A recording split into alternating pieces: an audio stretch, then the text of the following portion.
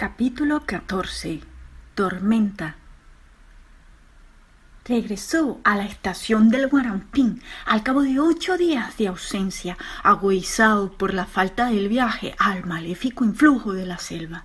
Pero no solo él sufría sus extraños efectos, ni todo eran aberraciones del espíritu. El fenómeno obedecía también a causas naturales, y todos los seres vivientes que poblaban la selva lo experimentaban de algún modo. Aproximábase el término de la estación lluviosa y hacía varios días que reinaba esa tregua que se toman las lluvias antes de desatarse en los tremendos chubascos finales del invierno tropical. Calmas enervantes y prolongadas, durante las cuales el silencio de la fronda inmóvil sentíase cargado de presagios angustiosos, hacían irrespirable el aire, saturado de perturbadoras emanaciones vegetales, y sobre el inmenso condensador de la selva se iba acumulando la electricidad para el cataclismo de las descargas, que pronto la estremecerían hasta la raíz más soterrada. La bestia presentía aquello y daba muestras de inquietud. En silencio se posaban los pájaros en las ramas, y de unas en otras fatigaban sus alas con repentinos vuelos recelosos. Manadas migratorias de vaqueros atravesaban con frecuencia el río, y a veces se les veía detenerse de pronto en la marcha, ventear el aire y luego precipitarse en carrera, fuera del camino acostumbrado a monte traviesa.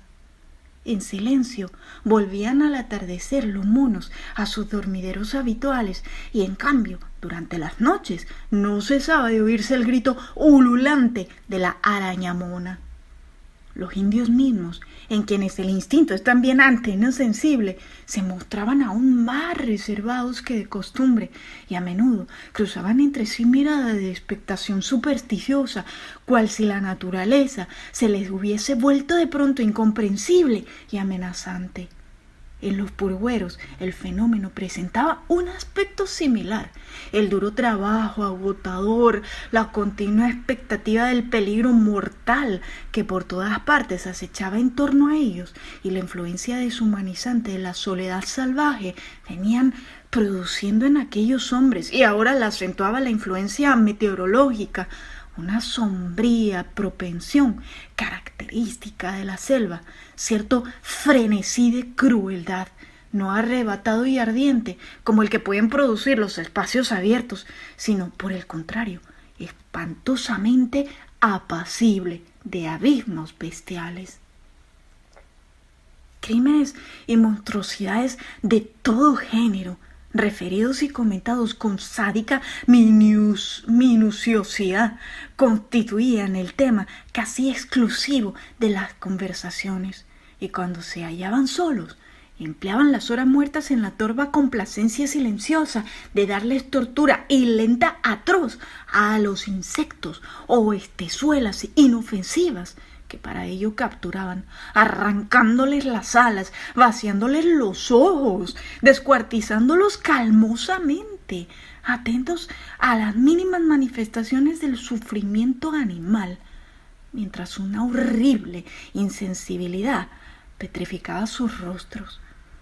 Y varios de ellos, llevando hasta sí propios estas experiencias insanas, se habían inutilizado para el trabajo, infiriéndose heridas sobre pretexto de extraerse espinas o extirparse las niguas o los gusanos de monte que bajo la piel les sembraban ciertas moscas cuyas larvas se crían en carne viviente. Era tal vez el efecto desmoralizador que les hubiese causado la muerte de Encarnación Damezano y su espantosa mutilación inútil, pero era también la tempestad de los elementos infrahumanos que en el corazón de los hombres desata Canaima.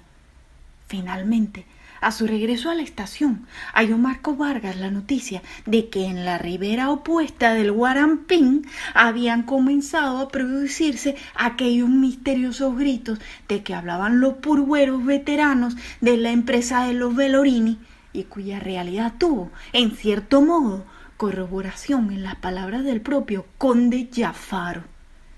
Tales gritos, en el salvaje silencio de la medianoche, más parecían aullidos bestiales, ululatos de terror animal, y daban motivo a los purgueros de la opuesta ribera satisficiesen aquella morbosa propensión a lo truculento y monstruoso, entregándose a conjeturas delirantes.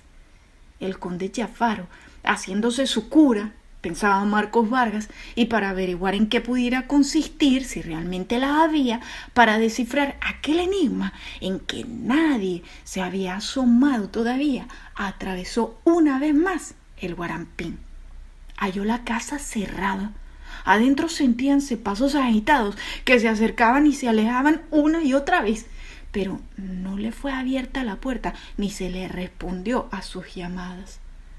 Por los alrededores y con expresión temerosa estaban los indios de la servidumbre.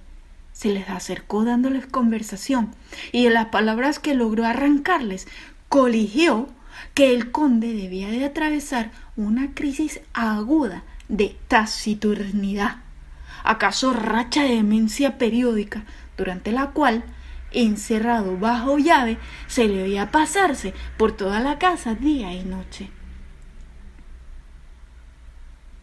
Canaima en cabeza de Regional, dijéronle los indios.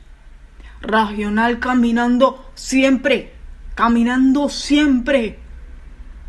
Pero a las preguntas respecto a los misteriosos gritos, se miraron unos a otros y nada respondieron.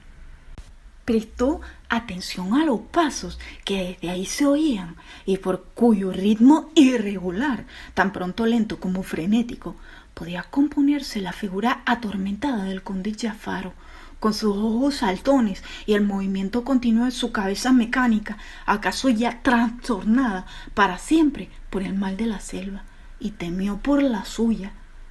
Repasó el Guarampín, pero no se dirigió a la estación, donde sus subalternos inmediatos entretenían el ocio dominical jugando a las cartas. Mediaba la tarde, y bajo el bochorno reinante que hacía de plomo la atmósfera saturada de electricidad, reposaba en silencio la expectación del bosque de árboles inmóviles. Se internó en él por una vereda ancha, larga y recta. ¿Pa dónde la lleva, don Marco?, le preguntó un peón de los que por ahí estaban a la entrada del sendero, sentados sobre el viejo tronco de un árbol derribado, cabizbajos hacía rato y sin cruzar palabra, y como no obtuviese respuesta, agregó: no vuelva a alejarse mucho, mire que la cosa no está muy buena por allí para adentro. Algo extraño flotaba, en efecto, dentro del bosque mudo. Una claridad inusitada, fosforescente casi, y al mismo tiempo sombría, que hacía brillar de una manera singular el verde tierno de los matojos que bordeaban la vereda, y ésta se abismaba a lo lejos en perspectivas alucinantes.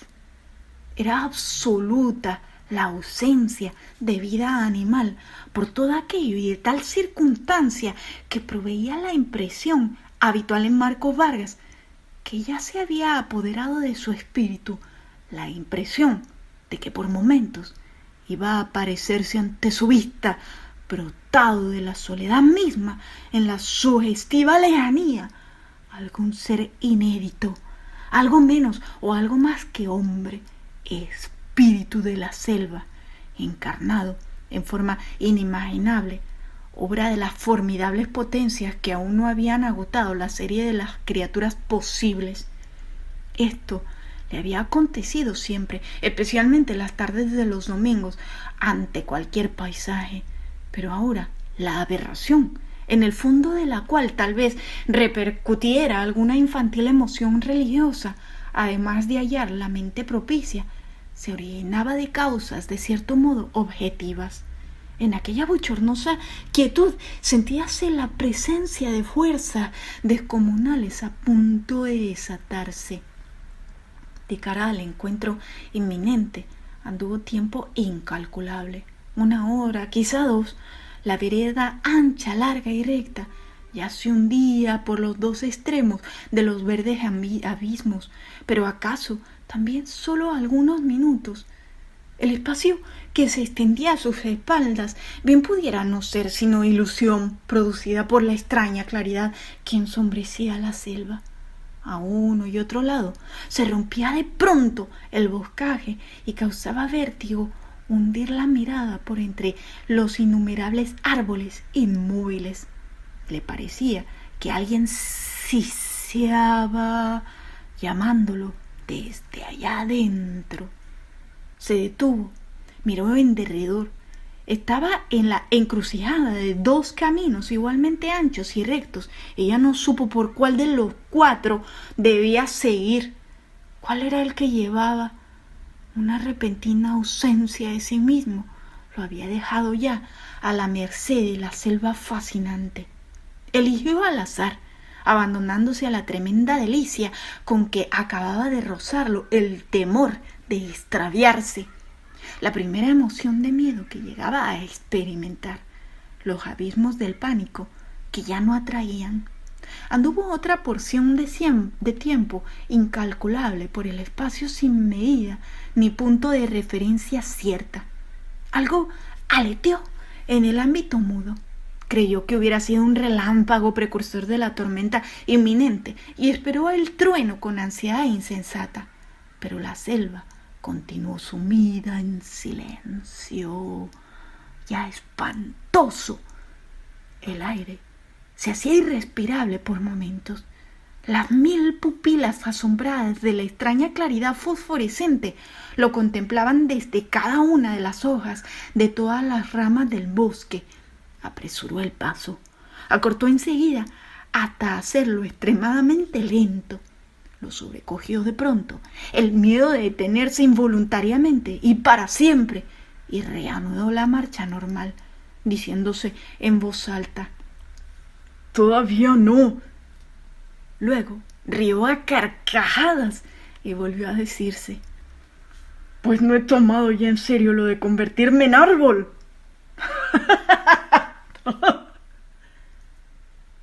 Y tornó a mirar en derredor por donde se hubiera ido el sonido de su risa extraviada, pero no la descubrió por todo aquello. De pronto se detuvo cerca de una tarimba, sorprendiendo una escena monstruosa. Acuclillado fuera del cobertizo, junto a una piedra donde acababa de afilar su machete, uno de los dos purgueros que lo habitaban se disponía a mutilarse el índice de la mano izquierda para librarse de los dolores lancinantes causados por el gusano alojado en la yema tumefacta y purulenta. Teníalo apoyado sobre un leño, mientras que la derecha blandía el arma afilada, alzándola y bajándola repetidas veces, a cada una más cerca del miembro, ya sobre el ara del dios frenético que perturbaba todos los espíritus. Y esta operación la presenciaba atentamente, impasiblemente, el compañero de tarimba, desde la yacija colgante donde se entregaba al descanso dominical. En torno a ellos, la selva antihumana ensanchaba sus ámbitos para el grito del bárbaro holocausto. Se precipitó a impedirlo, pero con un arrebato colérico que por primera vez se adueñaba de su espíritu. Desarmó la mano sanguinaria, mas no se dio cuenta de que en la mirada que el purguero sorprendido levantó hacia él estaba la demencia irresponsable, y blandiendo a su vez el machete, lo descargó de plano, sin darle descanso, sobre las espaldas del hombre acuchillado, que allí mismo rodó por tierra, retrocediéndose de dolor, aunque sin exhalar un gemido ni formular protesta, y luego arremetió contra el espectador impasible, que ya propiamente no lo era, sino asombrado ante el espectáculo de aquella furia que nunca le viera manifestar, y del mismo modo lo castigó, totalmente fuera de sí, negras como carbones las pupilas, que de ordinario las tenía claras, y así se las transformaba la cólera. Y todo esto sin que se hubiera proferido una palabra bajo el techo de la tarimba. Aún llegaba en los ojos el negro fulgor de la ira, cuando lejos ya de la tarimba solitaria regresaba por la vereda ancha y recta, pero ya no brillaba aquella claridad alucinante. Lívidas tinieblas se deslizaban por el bosque y de los abismos del silencio lejano, con rumor confuso que producía la perturbadora impresión de una pequeña concha inmensa, se detuvo a escuchar para cerciorarse de la realidad de tal impresión que reproducía en la atormentada vigilia de su espíritu el inaferrable contenido de una pesadilla de su infancia, singularmente angustiosa, en la cual se hallara siempre en presencia de algo sumamente pequeño y a la vez inmenso, sin que nunca acertase a precisar qué era. Pero aquello estaba sucediendo realmente fuera de sí, y comprendió que era la tormenta que se aproximaba, y advirtió que la selva tenía miedo. Los troncos de los árboles se habían cubierto de palidez espectral ante la tiniebla diurna que avanzaba por entre ellos, y las hojas temblaban en las ramas sin que el aire se moviese. Se sintió superior a ella, libre ya de su influencia maléfica, ganosa de descomunal pelea, la interna fiera recién desatada en su alma, y así le habló. La tormenta viene contra nosotros dos, pero solo tú la temes. Se quitó el sombrero y lo arrojó al monte. Se abrió la camisa, haciendo saltar los botones, ensanchó el pecho descubierto, erguió la frente, acompasó el andar a un ritmo de marcha imperiosa. Luego se descalzó y se desnudó por completo, abandonando a la vera del camino ancho y verde cuanto pudiese desfigurar al hombre íngrimo contra la tempestad elemental, y dejando el camino del regreso conocido, tiró por la primera vereda que le salió al paso y se internó por el monte, intrincado a la aventura de la tormenta. Quería encontrar la medida de sí mismo ante la naturaleza plena, y de cuanto fue cosa aprendida entre los hombres, solo una llevaba consigo: las palabras del conde Giafaro aconsejándole intimidad hermética y válvula de escape al grito de Canaima. Aumentaba la palidez de los árboles y ya se estremecían todas sus hojas sin que aún se moviese el aire. La pequeña cosa lejana, el sordo mugido de los abismos del silencio, se estaba convirtiendo en fragorosa inmensidad y se acercaba por instantes. Pero todavía quedaba silencio bajo la fronda angustiada, un silencio cada vez más denso, de zozobra contenida, mientras aquello avanzaba cercándolo y apretándolo.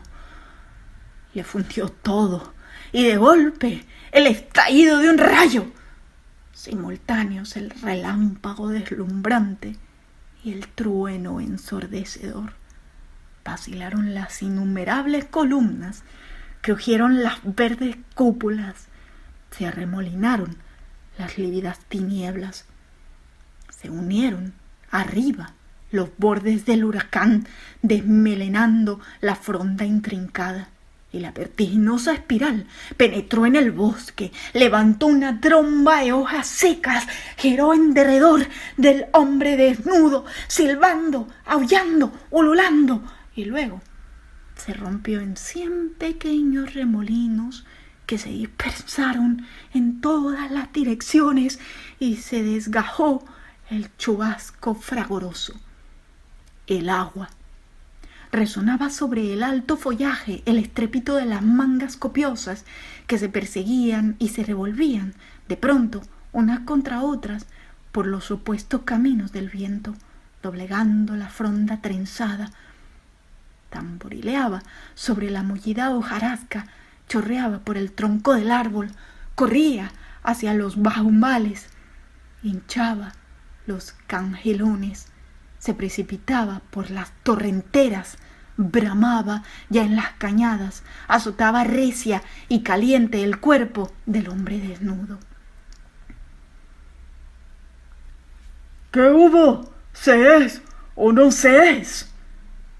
El Marcos Vargas, del grito alardoso ante el peligro, del corazón enardecido ante la fuerza soberana, otra vez, como antes gozoso y confiado.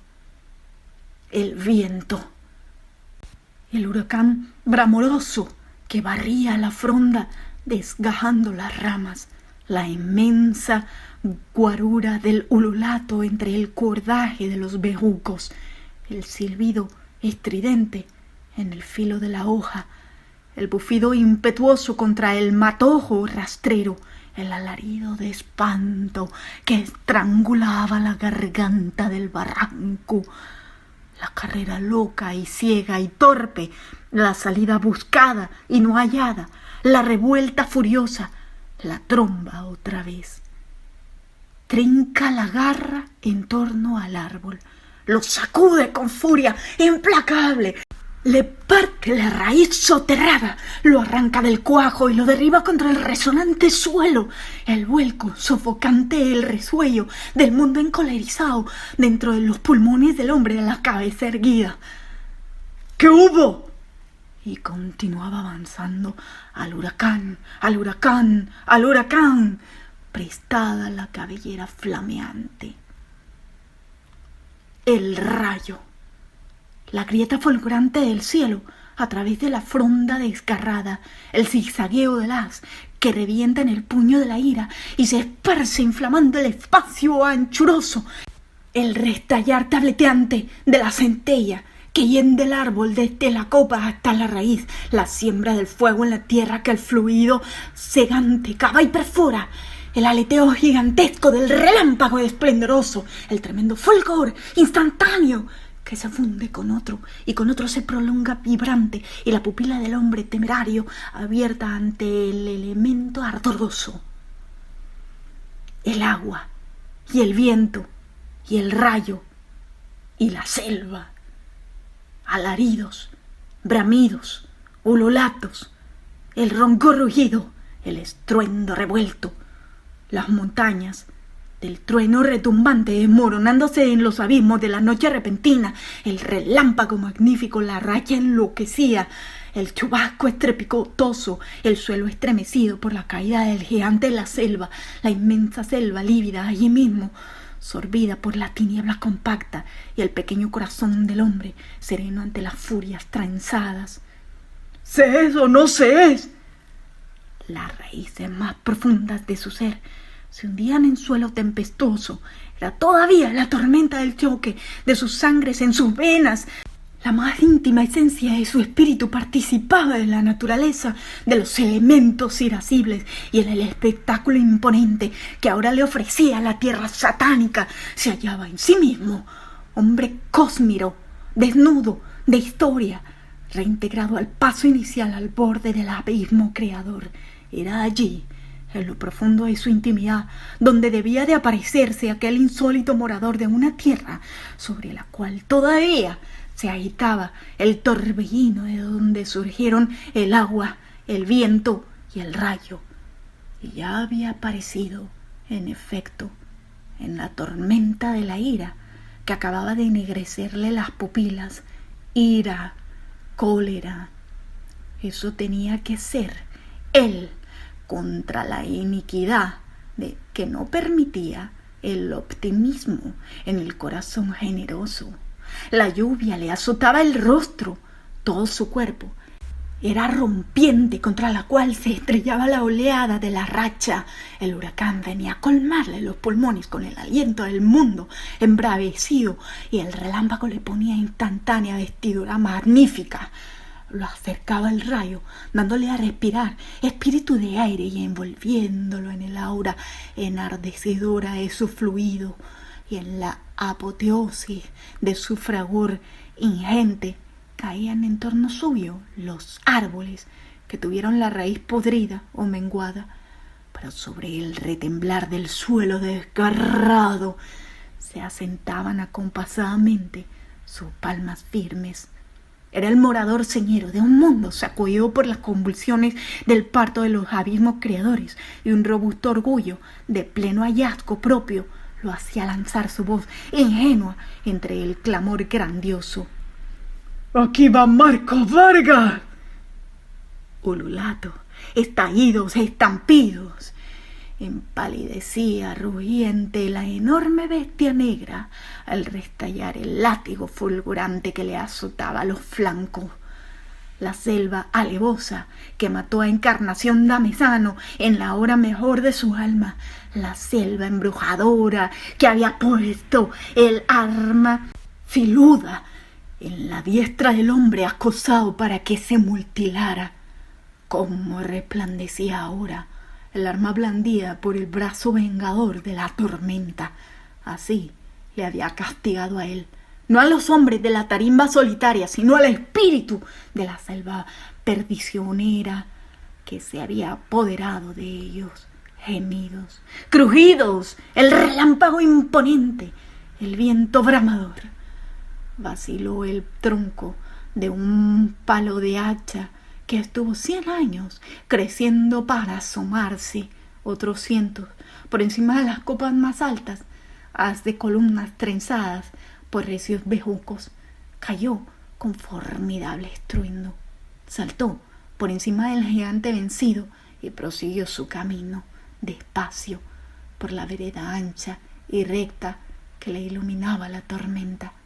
Pero la vereda se detuvo de pronto contra el bosque intrincado, a tiempo que la tempestad redoblaba su furor, retrocediendo los árboles ululantes, bramorosa, un rayo tras otro, un solo relámpago inmenso. Revolverse, esperar. El abrigo del macizo de árboles era casi muerte segura, y en el descampado abierto por los que ya habían caído, la furia del viento y la violencia del chubasco ya se habían vuelto insoportables. Se confió a su suerte ineludible y se guareció bajo el amplio ramaje de una mora gigante que se destacaba del macizo.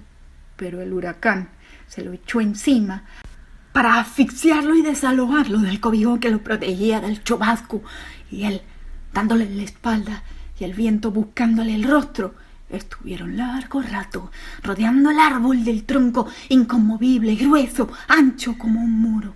Aullaba la negra jauría, acosando al hombre vestido de luz de centellas, y del corazón sereno y gozoso ya se apoderaba la rabia insensata.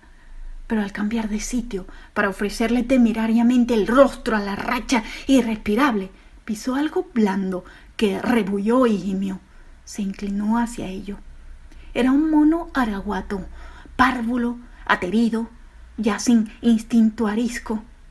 Toda espanto el alma elemental. Se dejó apresar y se acurrucó lloriqueante, tembloroso, contra el pecho del hombre que lo levantó en sus brazos. ¡Hola, pariente!, exclamó Marcos Vargas. ¿Qué te pasó? ¿Te tumbaron el dormidero? ¿Y tu gente qué se ha hecho? ¿Por qué te dejaron solo? A la luz de los relámpagos, la mirada de la pequeña bestia, correspondiendo a la sonrisa del hombre, se humanizaba, demostrando agradecimiento por el amparo del pecho fuerte y la caricia de la palabra amiga para su miedo y su extravío. Y así estuvieron largo rato el hombre y la bestia ante la naturaleza embravecida. Frente a ellos, en un claro del bosque, barrido por la tormenta, se alzaba señero un caracalí, un árbol soberbio, robusto, frondoso, erguido, hechura de sol pleno, con anchura y honda tierra en torno para sus raíces. Era allí el centro de la tormenta, la presa más codiciable que se disputaban los elementos descadenados o desencadenados. Una tras otra, las copiosas mangas de agua reventaban contra aquella selva de ramas vigorosas. El huracán los cercaba retrocediéndoselas, pero en el robusto cuello fracasaba el esfuerzo de la garra trincada, y el relámpago iluminaba la lucha titánica. Se debatía el gigante desmelenado, bramaba comunicándole al suelo el temblor de su cólera. El rayo se acercaba por momentos, pero no se atrevía a fulminarlo. Era hermosa aquella criatura predilecta de la tierra, y ante la soberana belleza el tajo de la espalda flamígera se convertía todo en luz para hacerla resplandecer. Fue recia y larga la lucha, y en ellas se fatigaron los elementos. Ya amainaban las furias, los rayos comenzaban a ser menos frecuentes, y entre el relámpago y el trueno había ya intervalos cada vez más largos. Cedía la violencia de la lluvia, menos impetuosa y más distanciadas las mangas que se deshacían contra el follaje del caracalí, y el huracán había encontrado por fin un camino, y por ahí empezaba a retirarse satisfecho del estrago causado, inclinando toda la fronda bajo su paso. «Ya de esta, como que nos libramos, pariente», decía Marcos Vargas acariciando al mono. «Es la primera tormenta que presencia. Te quedan ganas para otra». El animalito temblaba y se acurrucaba, más buscando el calor del pecho amigo, y Marcos Vargas experimentó que era bueno, después de haberse hallado a sí mismo frente en la tempestad de las iras satánicas, encontrarse también protector de la bondad sencilla, en la ternura generosa. Ya se alejaba la tormenta, el trueno mugía cansado, la lluvia caía mansa, el viento suspiraba. Ya reposaba el árbol señero, dolorido de huracán, pero todavía erguido, y por las innumerables veredas de la selva castigada, el silencio volvía sobre sus pasos a sus habituales cobijos confiadamente. Ya cantaba el tucuzo montañero.